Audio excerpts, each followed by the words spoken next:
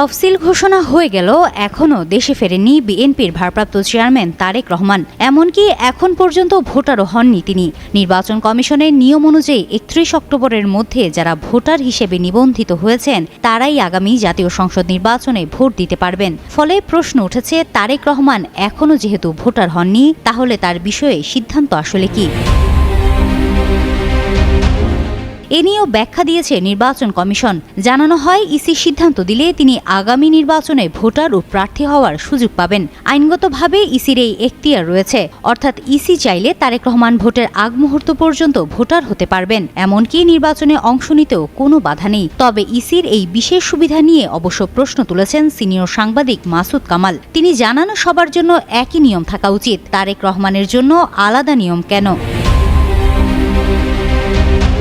নির্বাচন কমিশনের একটি সূত্র বলছে, ভোটে অংশ নিতে তারেক রহমানকে প্রথমে ভোটার হতে হবে। মনোনয়ন দাখিলের শেষ সময় ২৯ ডিসেম্বর হওয়ায় এ সময়ের মধ্যেই তাকে ভোটার হতে হবে। লন্ডনে বাংলাদেশ দূতাবাসের মাধ্যমেই ভোটার হতে পারবেন তারেক রহমান। এরপর সশরীরে বা প্রতিনিধির মাধ্যমে মনোনয়ন দাখিল করতে পারবেন। ফলে নির্বাচনের মনোনয়ন দাখিলের জন্য দেশে আসার বাধ্যবাধকতা নেই। আওয়ামী লীগ সরকারের পতনের পর থেকেই তারেক রহমানের দেশে ফেরার বিষয়ে রাজনৈতিক অঙ্গনে আলোচনা চলছে। বিএনপির নেতাকর্মীরাও এ বিষয়ে বিভিন্ন সময় কথা বলেছেন। তারেক রহমান কবে দেশে ফিরতে পারেন সে বিষয়ে স্পষ্ট কিছু জানায়নি বিএনপি। এমনকি নির্বাচনে অংশ নিতে কত তারিখের মধ্যে তার দেশে ফেরার বাধ্যবাধকতা রয়েছে এ বিষয়েও নির্বাচন কমিশন থেকে কিছু জানা যায়নি।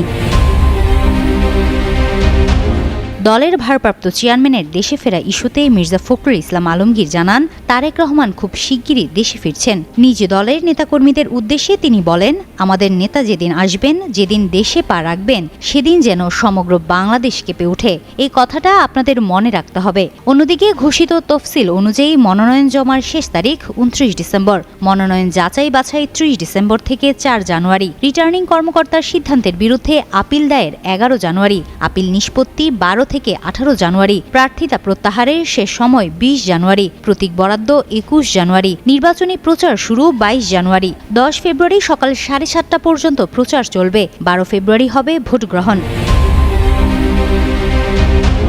হিমাতুল জান্নাত, যুগান্তর নিউজ।